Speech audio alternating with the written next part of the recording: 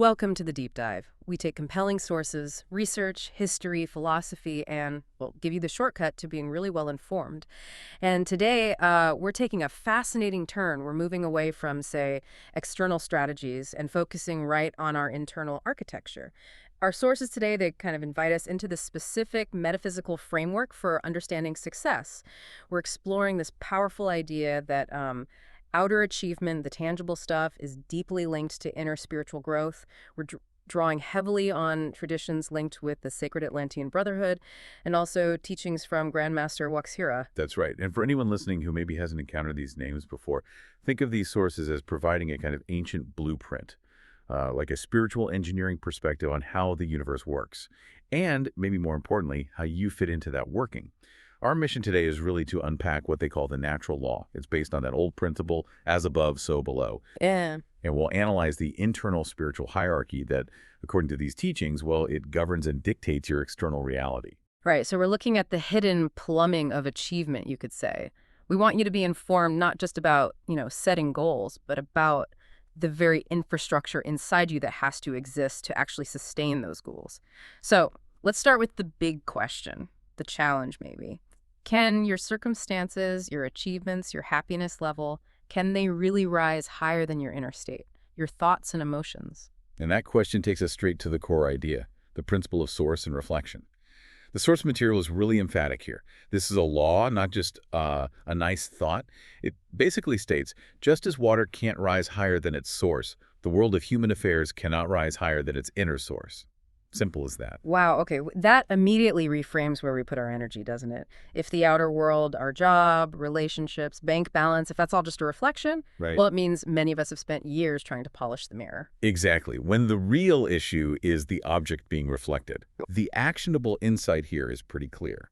Stop treating symptoms, start treating the source. Your quality of life isn't ultimately determined by external stuff coming in. It's intrinsically linked to the quality underneath, your thoughts, your emotions, your spiritual awareness. It's like that tree analogy you mentioned earlier. You see the success of the tree and its fruit, sure, but the health of that fruit depends entirely on the roots in the soil. The outside is just the visible result of the inside. Okay, so that leads us to this concept of the natural hierarchy.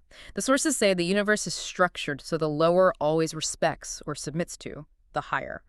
We see physical examples like gravity, okay, but applying this to the mind and the spirit, that's where it gets really interesting. What's fascinating is that this is presented as an active spiritual law of governance.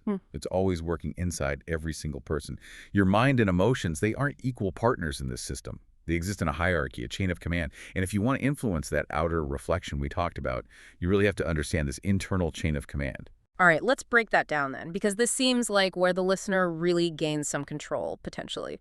If we follow this chain, where do we start? The physical world is the result, but what governs that? Okay, so zooming in, the first level up, according to these sources, is emotions.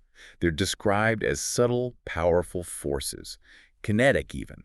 They make you feel things and they make you act. But here's the key. Emotions are fundamentally followers. They submit to the lead of your thoughts and your logic. Ah, okay, so my feelings follow my thoughts. Essentially, yes. Your emotional state is shaped by the intellectual content you're generating or, taking in. So if your thought patterns are rooted in logic that's maybe fearful or limited or negative, well, the emotions that follow will be things like anxiety, feeling stuck, dissatisfaction. But if your thoughts are grounded in clarity, possibility, higher reasoning, then your emotions naturally become more centered, positive, balanced. Okay, but hang on. That sounds neat on paper, but let's be real. Don't we often see the opposite? People whose emotions like panic or despair or maybe addiction completely hijack their logic. They might be brilliant, but they're paralyzed. How do the sources explain that inversion? That's a really critical point. And the sources teach that this kind of conflict, this inversion, happens when the lower levels emotions, even thoughts, are ungoverned by the highest level in the hierarchy. See, logic by itself is still limited. It can only work with the data it has. Right. Garbage in, garbage out, basically. Yeah. If that data is fed by fear or past trauma or just negativity, then the logic will actually reinforce the fear. And that creates the paralyzed emotional state you just described. Ah, I see. So logic isn't the top dog either. Exactly. Which brings us to the highest form of knowing in this system. Yeah. Intuition.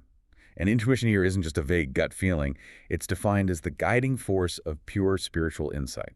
The whisper of the soul, as some texts put it. It's like a light that transcends the limits of just mechanical thinking. Okay, this is where it gets really interesting for me. Logic has to submit to intuition to avoid those fear loops. So practically speaking, what's the difference for someone listening? How does a thought governed by fear feel or look different from one governed by intuition? The core difference is the premise, the starting point. Front. A logical thought governed by fear might sound like, I have to protect what I have so I can't take any risks.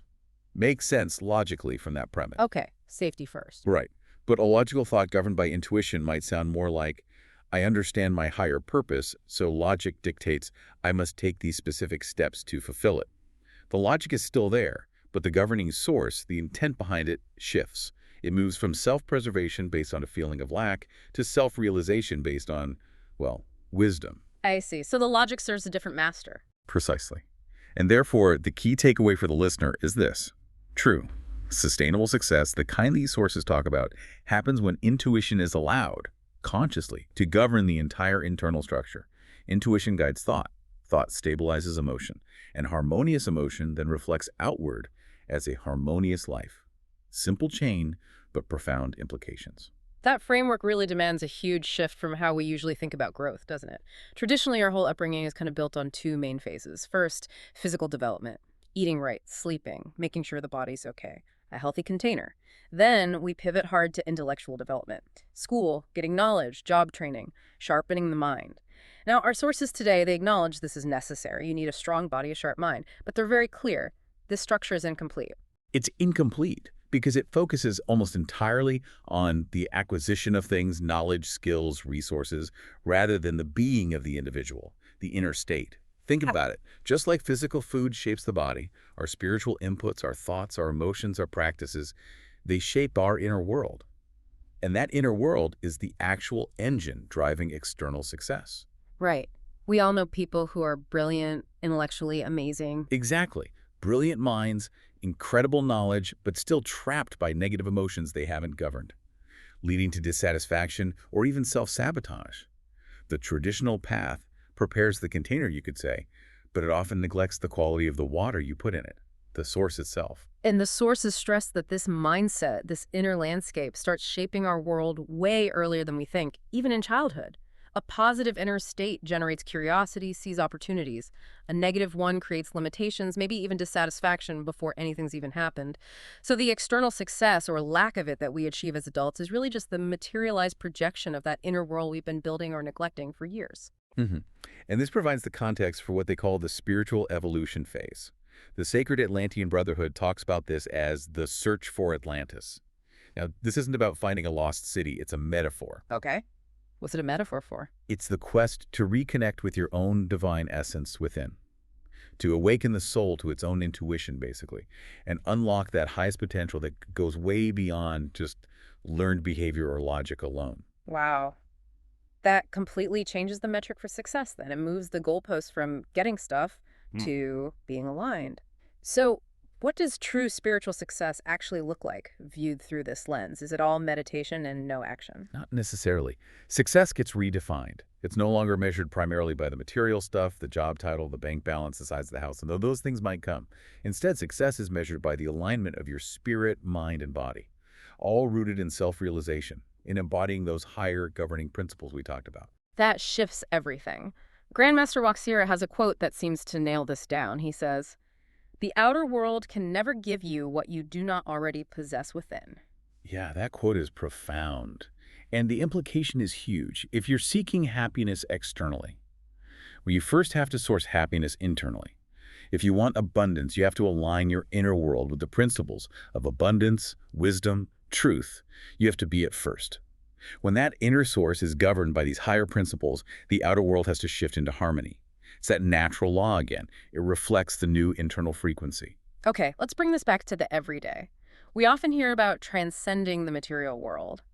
But sometimes that sounds like escapism, like floating away. How do our sources define transcendence here? It's definitely not escapism in this framework, not at all. Transcendence here isn't about escaping your circumstances, it's about elevating your inner state so you can influence those circumstances from a higher position of internal governance. Ah, so influencing, not ignoring. Exactly. You don't ignore the material world, you transform it from the inside out. By making sure your internal hierarchy, intuition over thought, thought over emotion, is working correctly. Always led by wisdom. It sounds like the deepest message here is really about taking ownership.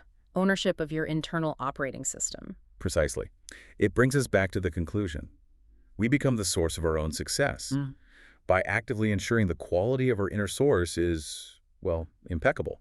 And that means consciously choosing to be governed by love, wisdom, intuition, rather than letting lower forces like unchecked emotions or fear-based logic run the show internally.